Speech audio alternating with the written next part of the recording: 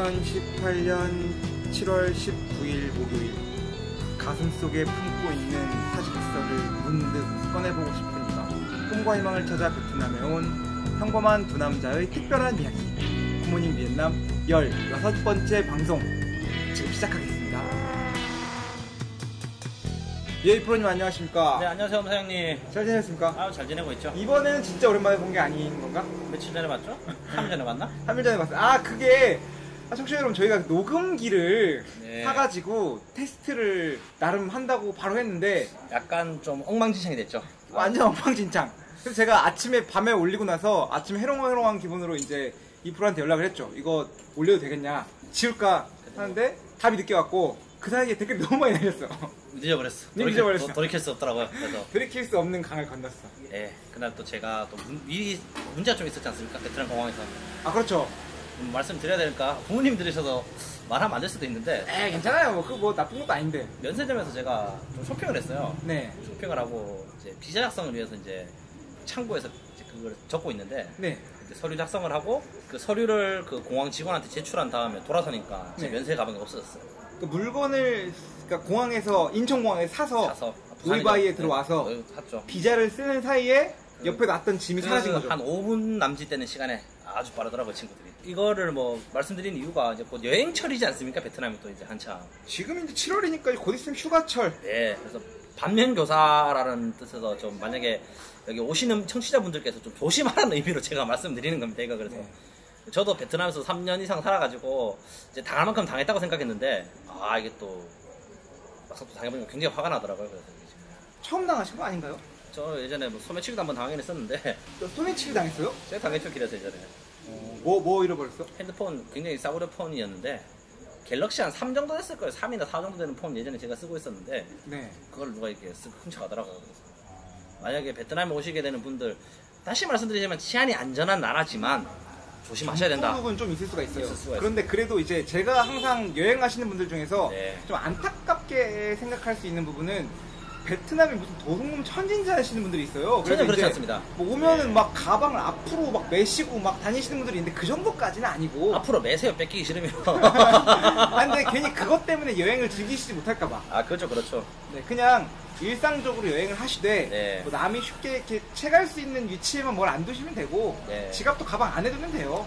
그래서 뭐 요거 같은 경우도 이제 좀 조심을 하셔라. 그래서 일단 뭐 이런 거 제가 되게 싫어하는데 저희가 주로 광고하는 있지 않습니까? 무빙 컴퍼니. 그렇죠. 그런 거 쓰시면은 안전하지, 그건. 안전해. 이 말씀드리는 거는 그 김졸개 모아놓고 방송 찍으려고 지금 앞에 깔아놓고 가는 겁니다. 그래서 일단은 조심하셔야 돼요. 저도 그래서 네. 뭐 저도 양주 한 병이랑 담배 한 2보를 잊어버렸거든요. 그래서 좀 화가 많이 납니다. 지금 사신 거 가니까. 안타깝습니다. 네, 뭐 여튼 조심하시라 라는 의미로. 항상 조심은 뭐 2번, 3번, 4번, 5번 얘기해도 부족하지만 없는 단어니까 네. 하시면 될 것 같습니다. 그리고 마이크가 성능이 좋아요. 지금 지난주에는 제가 이제 댓글로 남겨드렸던 것처럼 소음이 너무 영롱하게 들리지 않으셨었나요? 저희는 처음에 들었을 때는 좀 정말 좋다 생각했는데 그게 소음이 그렇게 잘 들리니까 그러니까 와, 이게 무슨 약간 OST처럼 들리더라고요, 얘기하는 거가. 제가 그걸 업로드하고 나서 마음이 철렁했다가 이제 그거를 이제 조금 마음을 내려놓을 수 있던 거는 가로 열고 시끄러운 카페 ASMR이라고 써니까 네. 야, 일부러 그런 것 같잖아. 야, 전략적인 것 같아. 저희는 그렇게 똑똑한 사람이 아닙니다.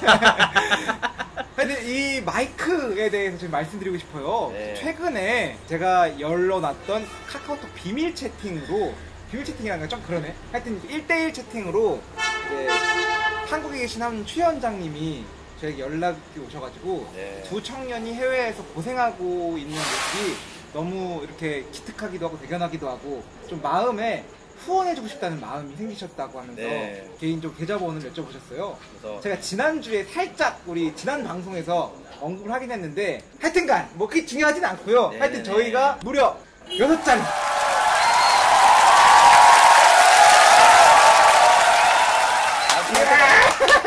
이거는 뭐 너무 자기적인 게 아니고 저희가 진짜 감사드려요. 얘 같은 경우는 저희가 상상해나 했겠습니까? 저희가 3개월 전에 이런 걸 가지고 방송을 할 거라고는 진짜 상상조차 할 수 없는 거였죠. 이거는. 못했습니다. 네, 그래서 만약에 저희가 조금 더 이걸 통해서 어떻게 될지 모르겠지만 뭐 세월이 흘러가면 어디로 갈지 모르겠지만 만약에 잘 되게 된다면은 제가 꼭 한번 진짜 감사의 식사 한번 대접드리고 싶습니다. 아, 근데 페이스북을 통해서 연락을 주셨는데 네. 식사도 나중에 보시면은 장소만 모시고 가면 식사도 꼭 대접해 주시겠대요. 하지만 식사는 꼭 저희가 네. 대접하는 걸로 하겠습니다. 얻어먹는 하여튼- 거면 비싼 데로 가겠습니다. 뭐 일단 감사드립니다. 여튼 네. 뭐 살짝 당황했던 게 저희가 또 그 댓글 읽어드리는 방송이 굉장히 퀄리티가 안 좋았음에도 그래서- 불구하고 또 많은 분들이 또 호응을 해주셔가지고 감사드리고 있습니다. 오늘 방송도 편집해봐야 알겠지만 오늘부터는 깨끗하게 드릴 수 있도록 저희가 노력하도록 네. 하겠습니다. 그리고 또 저희 역사와 전통의 코너 그 댓글 읽어드리는 시간 하기 전에 그럼 광고 한 편 보고 할까요, 저희? 네, 광고 듣고 오겠습니다.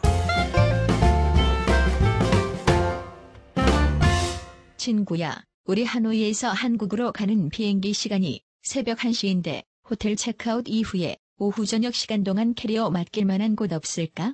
나만 믿어. 수화물 사이즈에 상관없이 단돈 9달러로 하노이 호텔에서 공항까지 수화물을 대신 배달해주는 더 무빙 컴퍼니 서비스가 있잖아. 하노이 여행 아직도 캐리어 끌고 다니시나요?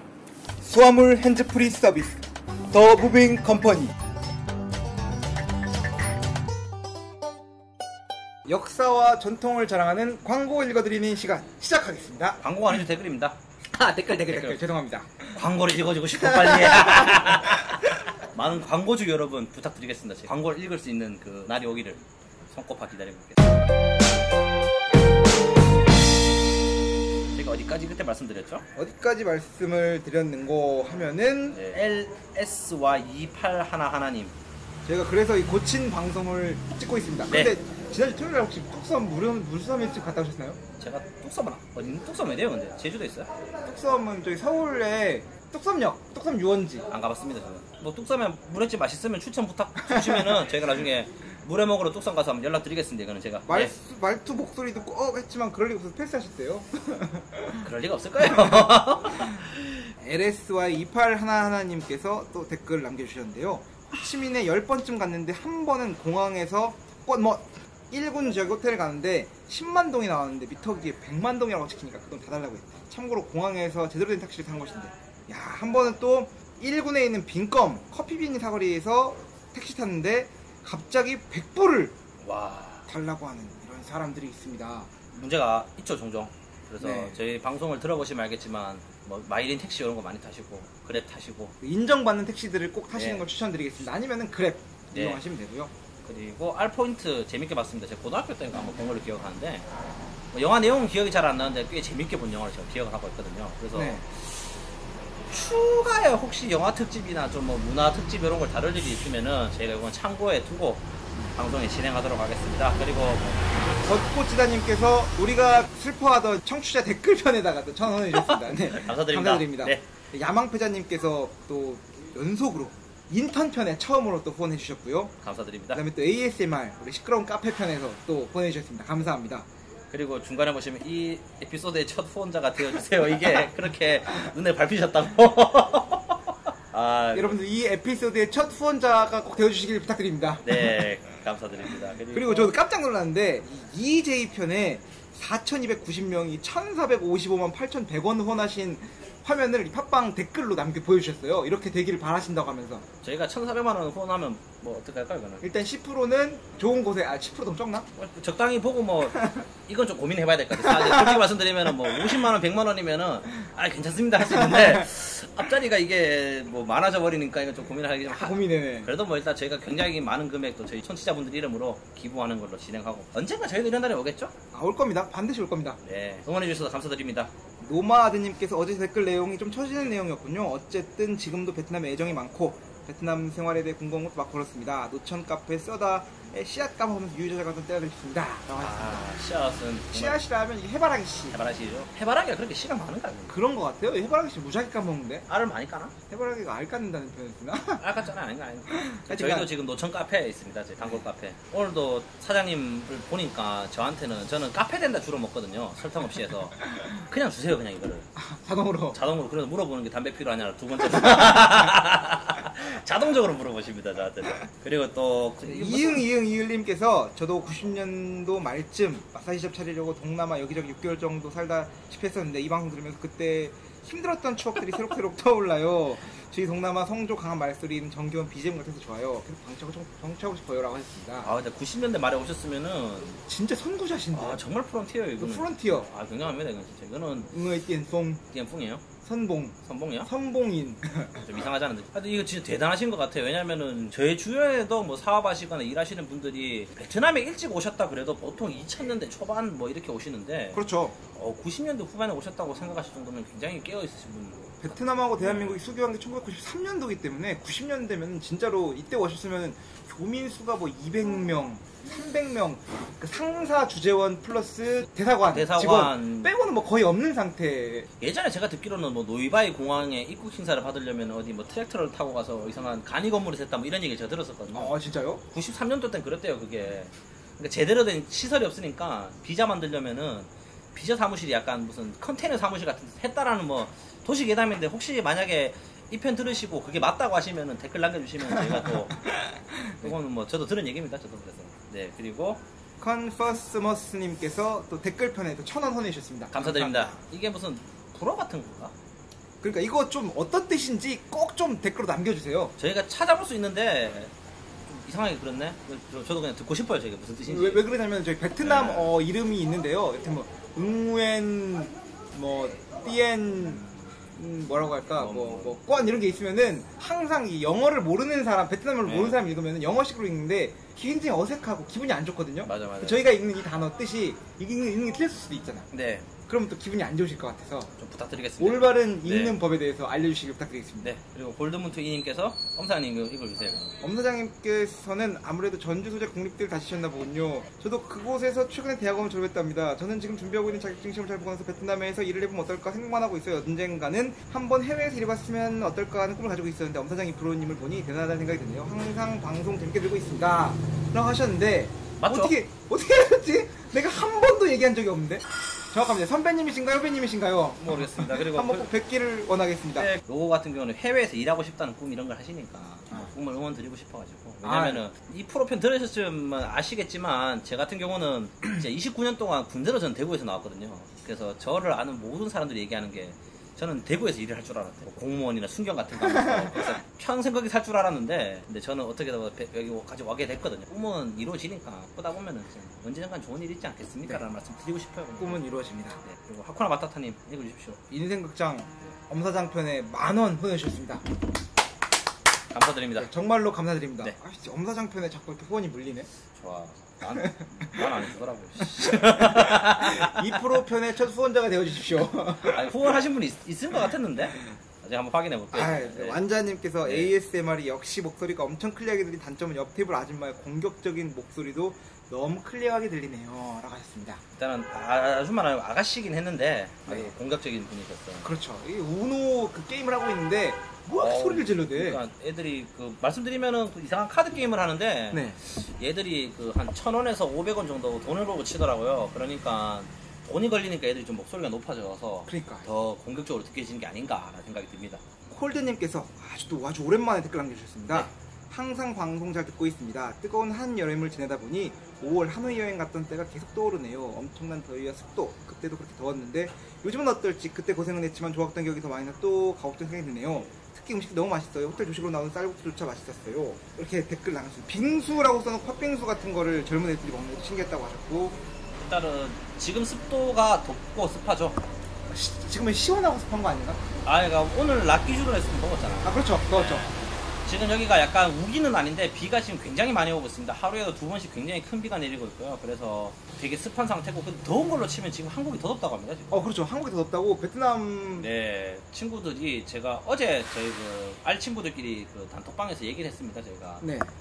친한 친구 한 놈이 조카가 나왔어요. 지금. 예.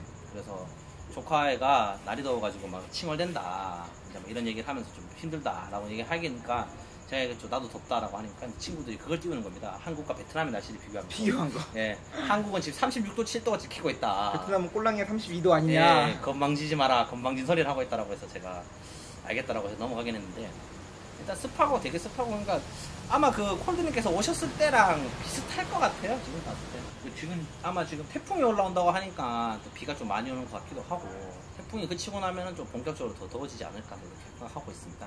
방송 듣는 청취자분들께서도 좀 더 더운데 건강 준비하시고 얼마 전에도 초복이라고 하더라고요. 어젠가? 그젠가? 네, 맞아요. 그래서 네. 이제 뭐 맛있는 거 건강 챙겨 드시고 건강 잘 챙기셨으면 좋겠네요. 네, 항상 건강하시길 바라면서 댓글 읽는 순서 여기까지 하도록 하겠습니다.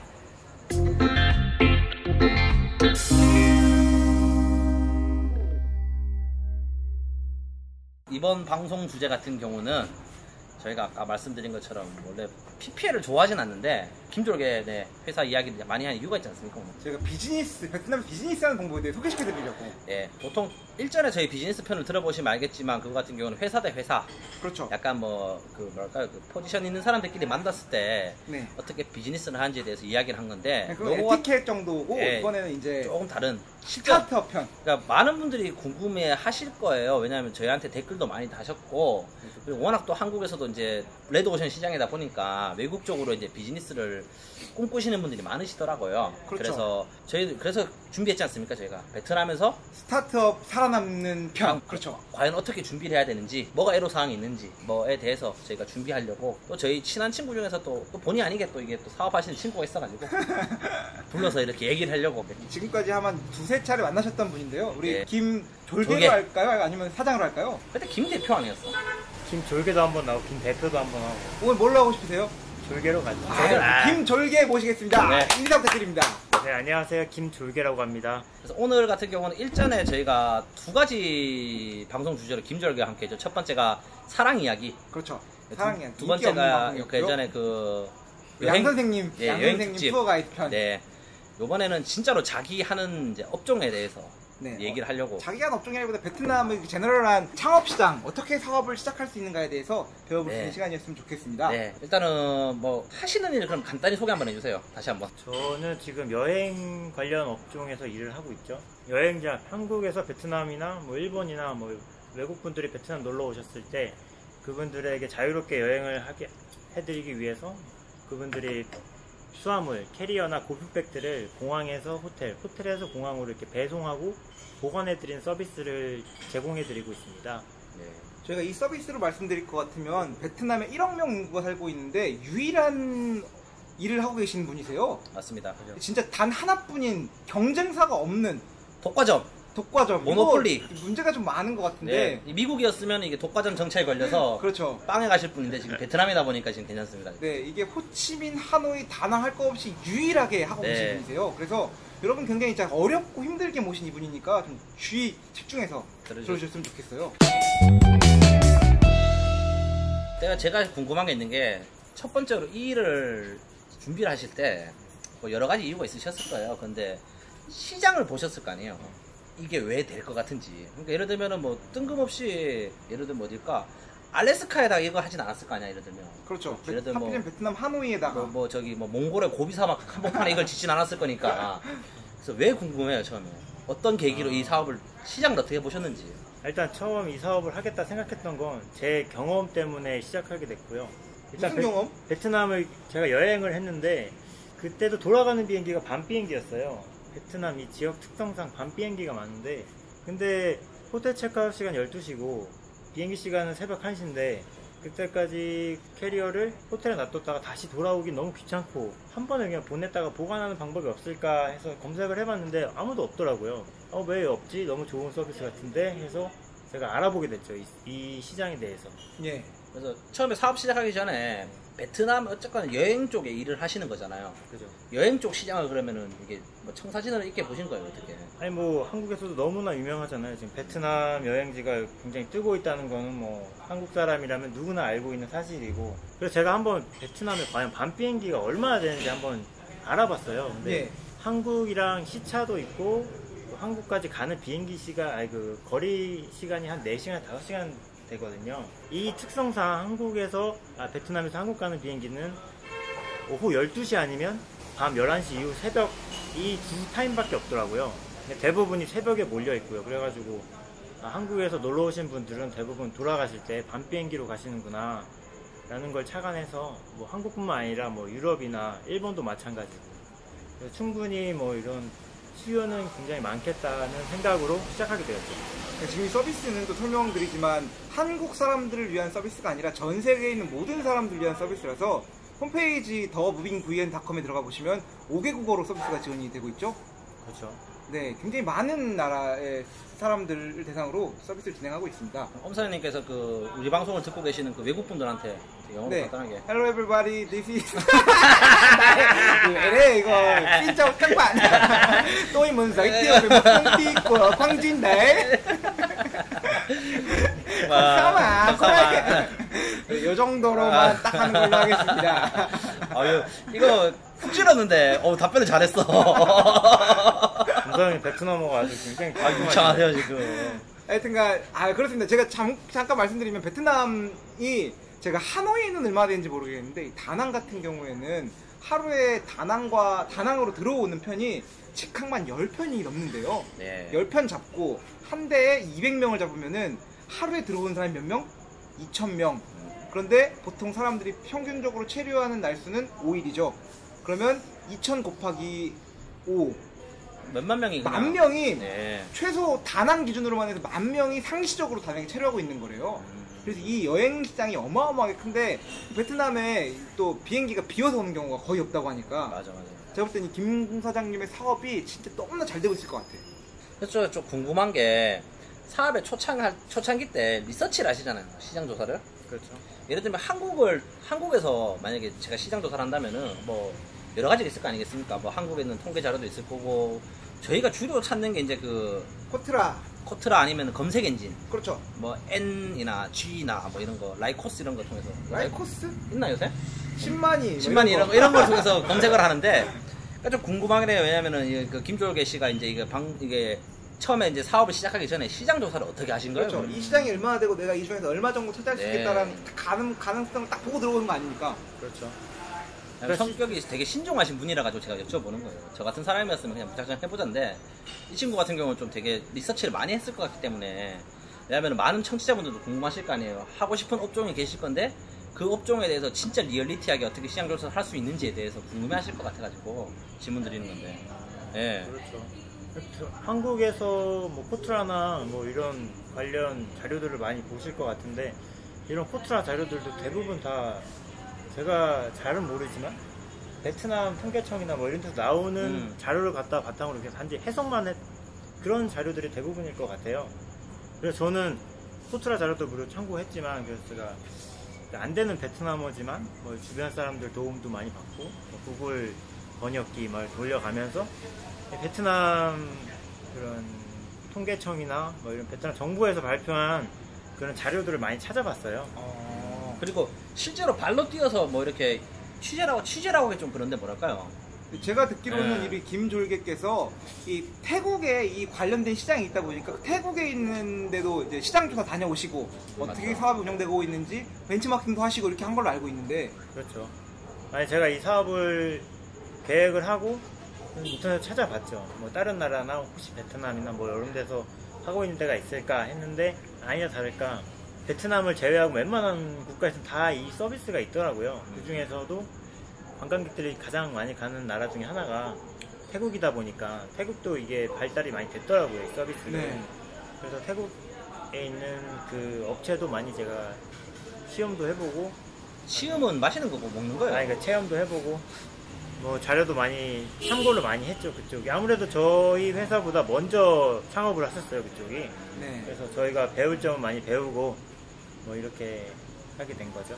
제가 듣기로는 우리 김졸개가 이 사업을 시작하기 전에 뭐 봉제회사 쪽에서 일을 했다고 그렇죠. 알고 있는데 네. 그 당시에 뭐라고 해야 되지? 이 사업 머리 구상이 딱 되고 나서는 잠을 이룰 수가 없었대요. 이 사업 뺏길까봐. 맞아, 그래서 맞아. 막 사업을 내가 빨리 해야 되는데 이거 누가 시작하면은 이 베트남에 이게 안 될 것 같아서. 실제로 그랬어요. 저희끼리 만날 때도 뭔가는 꿍꿍이네 있는데 얘기를 안 해주더라고. 우리가 등을 쳐먹을까봐.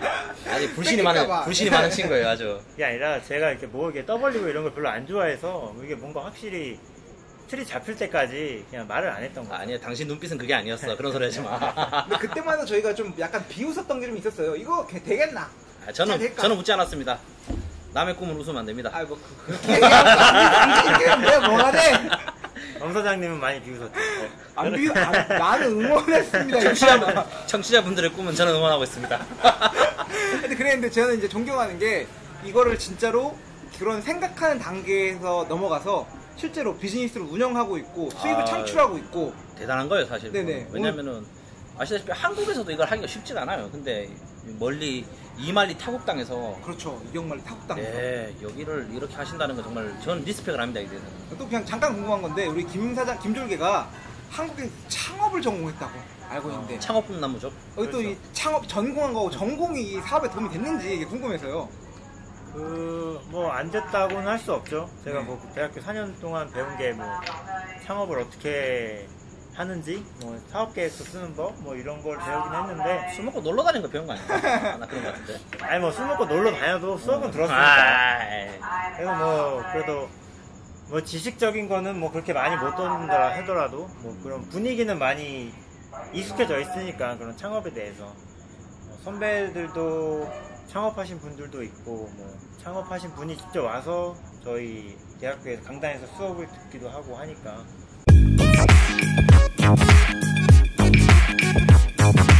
그럼 이제 저희가 이제부터는 본격적으로 이제 창업의 절차라고 해야 되나? 거기에 대해서 좀 알아보려고 하는데.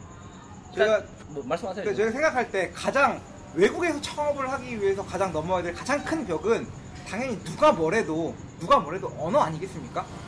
이 그렇죠. 언어에 대한 장벽을 어떻게 넘으셨는지 아니면 베트남어를 되게 유창하게 하시는지 뭐 이런 게 먼저 궁금하네요.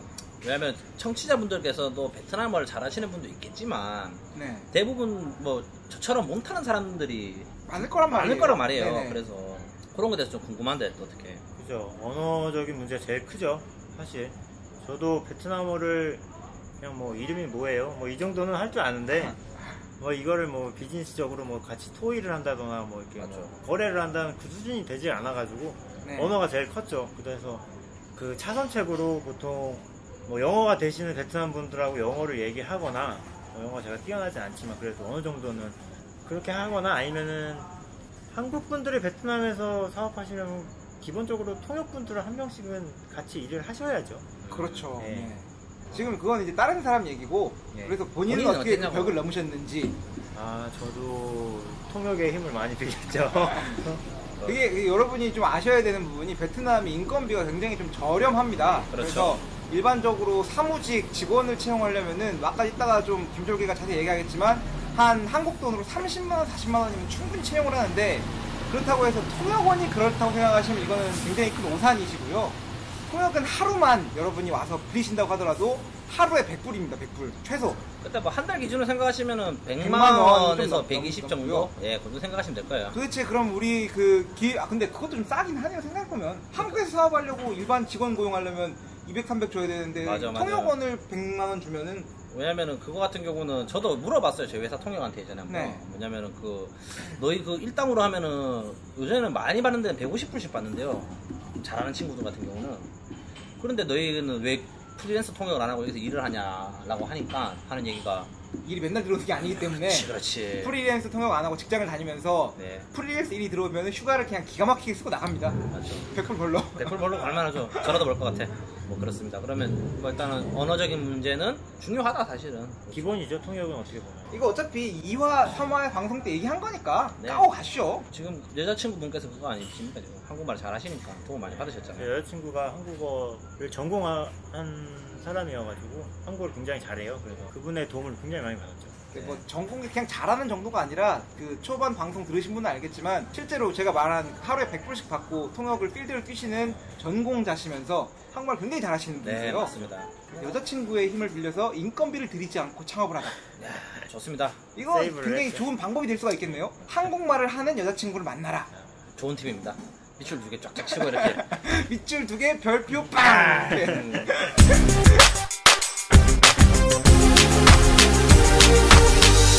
그러면 이제 창업을 하실 때 실제로 사업을 하기 전에 준비했던 거에 대해서 좀 설명을 좀 해주세요. 제일 먼저 준비한 게 이제 저는 법인 설립을 준비했죠. 그렇죠. 여기서 법인 설립 같은 경우는 뭐 외국인 투자가 있고 음. 베트남 사람이 세우는 법인이 있지 않습니까? 그러면 힘들고 계시는 거 어떻게 하신 거예요? 그러면? 저희 회사 같은 경우는 법인 소유자가 제가 아니라 베트남 사람이에요.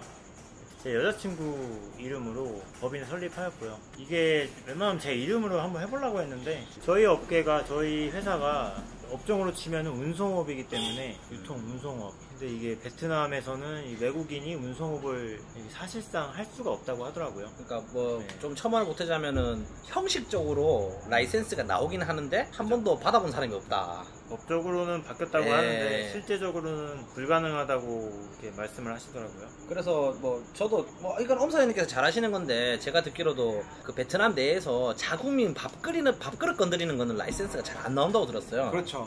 그래서 외국 돈을 투자를 해서 유치를 받아가지고 뭔가 고용을 창출하고 돈 들어가는 돈 사업만 들어가는 사업만 외국인을 받는다. 말인즉슨 이게 제조업들은 이제 허가가 잘 나고 나고. 문제가 없는데 이 돈이 없이 할 수 있는 서비스 업종이나 아니면은 뭐 이런 유통 무역 종합상사 같은 거 있잖아요. 네. 물건을 종합적으로 들여와가지고 파는 업종 이런 것들도 허가를 안 내준다. 내주긴 내주는데 쉽지가 않다. 이게 품목을 제한시켜요. 네. 하나, 막 두 개. 물건을 여러 개 들여서 팔 수 있는 회사는 없는 거죠.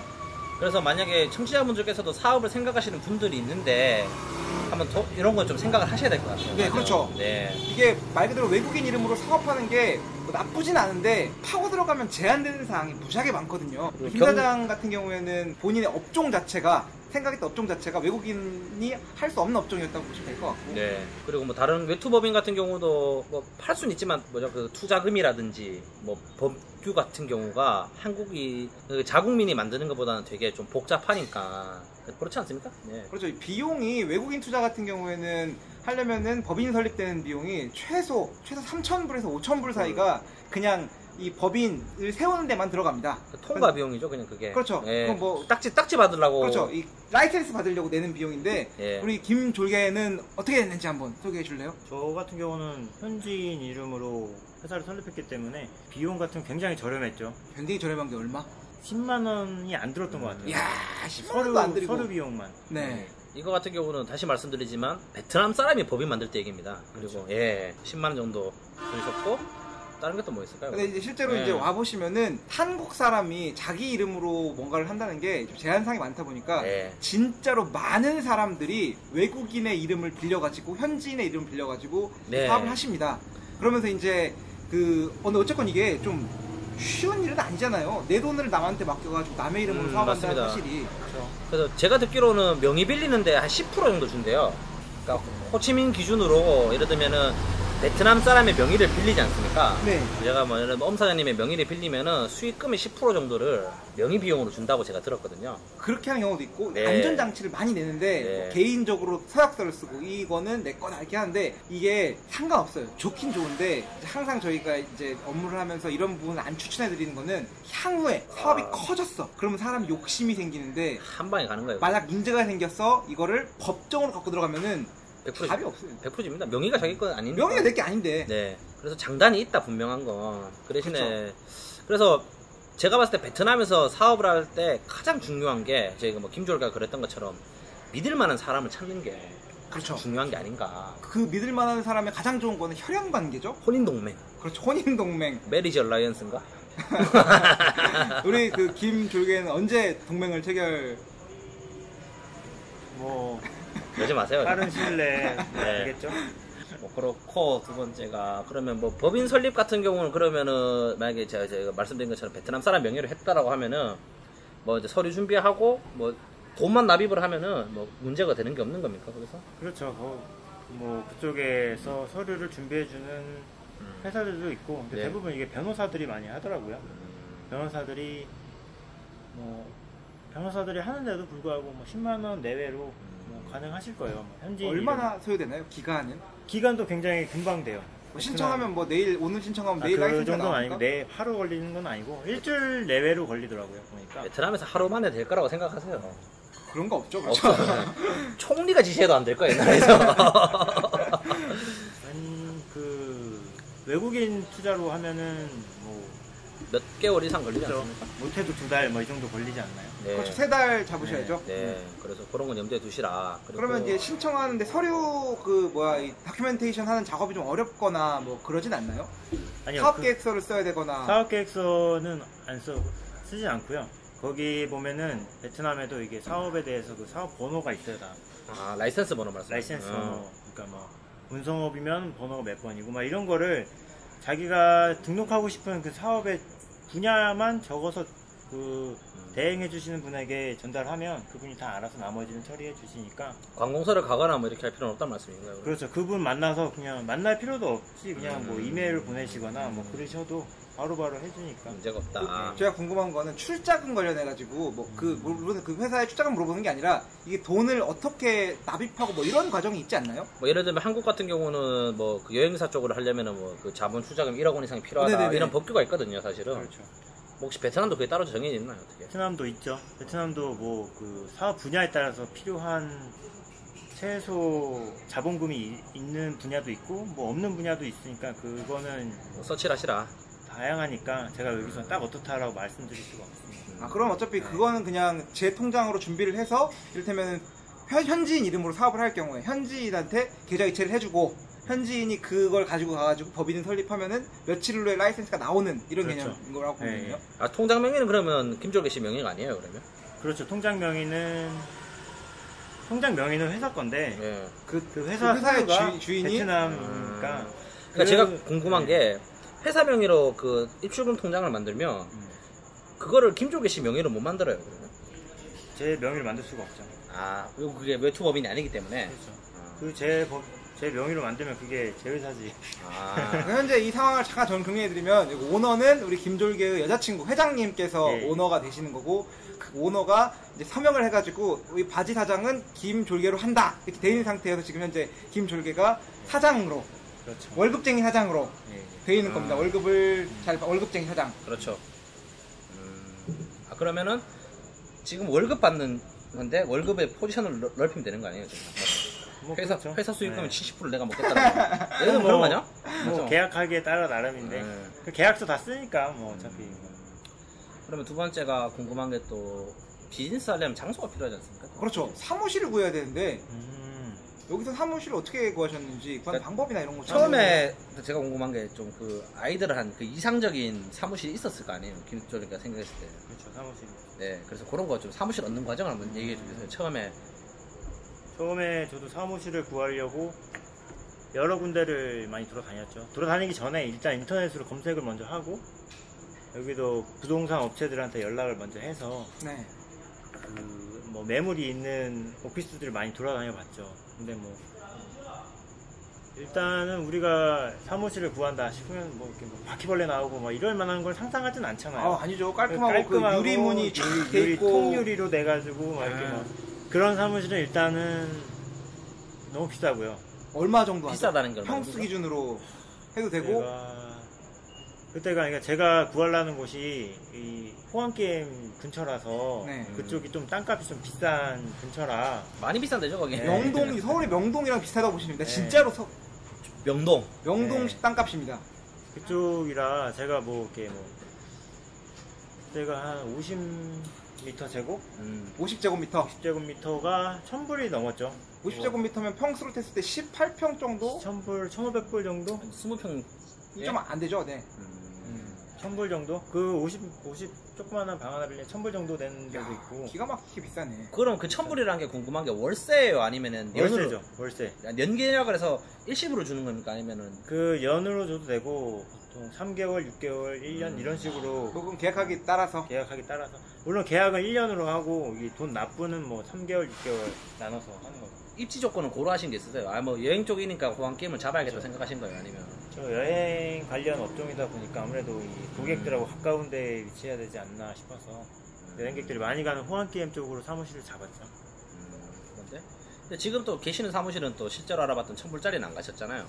그렇죠. 그쪽은 너무 비싸서 일단은 그리고 그쪽으로 가면 제가 뭐 사무실을 열면 필요한 뭐 책상이라든지 뭐 이런 용품들이 많잖아요. 그렇죠. 접사기 뭐 흔히 말하는 이게 그 사무용품들.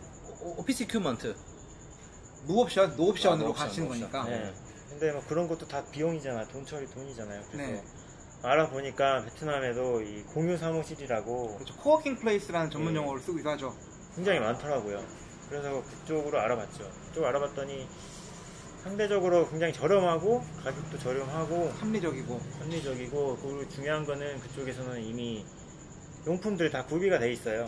정수기, 정수기, 복사기, 복사기, 에어컨, 에어컨, 세탁기, 침대. 식기, 식기. 아니 뭐 침대 있는 데도 있어요. 아, 침대 진짜요? 있는 데도 진짜요? 있고, 네, 다 있는데 뭐 중요한 거는 그 월세, 그 모든 전기세, 뭐 물가, 관리비, 뭐 이용료 다 포함된 가격이니까. 야근해도 됩니까?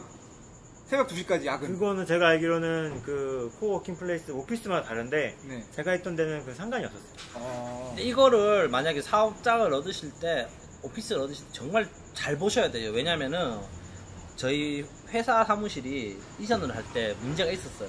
네. 임대료가 저렴하다고 해서 무작정 들어가려고 했는데 6시 이후로는 셔터문을 내리는데 전원을 내리고. 진짜 그런 데가 있습니다. 그래서 계약서를 확인하실 때 이거 정말 중요한 내용입니다. 단순히 한국처럼 임대료가 얼마, 관리비가 얼마만 보실 게 아니고 꼼꼼히 보셔야 돼요. 그래서 6시 이후에 예를 들면은 처음에 저희한테 들어왔던 계약 조건이 뭐였냐면 6시 이후에 셧다운을 내리고 그 다음부터는 시간당 전기세론가 2만원인가 3만원을 받는데요. 야, 진짜 비싸다. 그러니까 그걸 대단히 보니까 한 달 월세가 나오는 거야. 그거를 네. 하루에 2시간만 야근을 하면. 그래서 처음에 모르시는 분들이 좀 많이 당하시더라고요. 주위에 보니까. 네. 그래서 뭐 김졸개 같은 경우는 꼼꼼히 확인을 했겠지만 만약에 또 베트남에서 처음 사업하시는 분들 같은 경우가 이걸로 철저하게 확인하셔야 돼요. 오피스 구하실 때는. 오피스 얘기가 나와서 말인데, 그러니까 오피스를 구하고 그 주소지를 바탕으로 법인 등록하는 건가요? 아니면은 법인 등록하고 나서 그 다음에 뭐 주소지를 등록하면 되나요? 순서는 상관없나요? 그 법인 등록하시기 전에 미리 그 주소지가 있으셔야 돼요. 네. 법인 등록할 그 서류에 그 오피스 주소가 기입이 돼야지 그 법인이 등록이 되기 때문에 예. 미리 계약을 하셔야죠. 법인에 근데 그래서 제가 말씀드린 게 오피스 없이도 할 수 있는 거죠. 명의만 받았다면 만약에. 왜냐하면 여기 지금 커피숍 주변에 둘러보시면 알겠지만 이런 아파트가 많지 않습니까? 네, 그렇죠. 많죠. 예전에 제가 여기 사무실에 일 때문에 여기 몇 번 왔다 갔다 해봤는데 예. 일반 가정집인데 네. 사업장을 하는 데가 되게 많아요 여기 지금. 그건 이제 등록이 사업장으로 등록되는 주소지여야 되는데. 이 아파트가 될 것 같진 않거든요 제가 봤을 때는. 아, 그래요?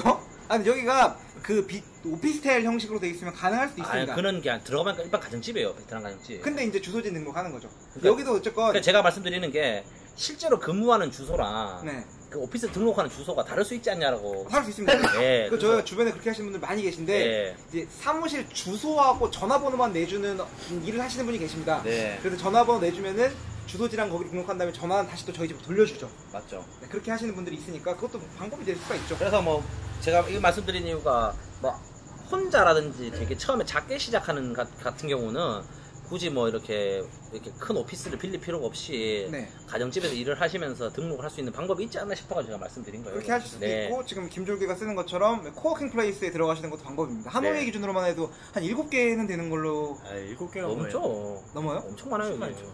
엄청 많아요. 좀 크게 돼 있는 데가? 여기 꼬우저이 쪽 가면은 코워킹 플레이스가 있어요. 거기 가면 제가 시장 조사 자료를 봤는데 거기 7개밖에 안 나왔어요. 뭐- 그건 이제 몇 개만 뽑아놓은 거구나. 베트남 업체인데 거기 가니까 거기는 업체가 한 50개가 들어가 있어요 진짜. 아, 그게 규모가 아마 엄청나요. 예. 그분들도 아마 그 등록만 해놓고 그렇습니다. 맞아요. 주소만 글로 등록만 해놓고 아마 다른 곳에서 근무하시는 분들이 많을 거예요. 제가 예전에 거기 영업가라고 일을 갔다가 그 명판에 걸려있는 게 너무 많아가지고 찾을 수가 없어. 없어. 무슨 진짜 그 개미 울처럼 되어 있더라고 안에가. 뭐 그렇다는 말씀이신 거죠. 그래서 왜 또 뭐 사업 잘 되셔가지고 또 다른 데 이전하신다고 들었는데 그죠? 네 지금 이제 또 이전 준비 중이라고 제가 들었거든요. 그래서 그러면 이전하시게 되면 지금 이전하시는 거는 그 일반 뭐 주택을 이렇게 임대를 하셔가지고 오피스로 내신 거예요? 아니면은 뭐 일반 오피스를 임대를 하신 건가요? 그러면? 임대를 해서. 아, 이번에는 독립적인. 코워킹이 아니라 독립적으로. 독립적으로 예. 이제 좀. 그 가구들을 다 구매하시는 아무래도 야. 구매를 해야죠. 사업이 날로 확장 이전이라는 표현을 쓰죠? 네 이런 건 잘 전문용어로. 됐다. 잘 돼서 간다.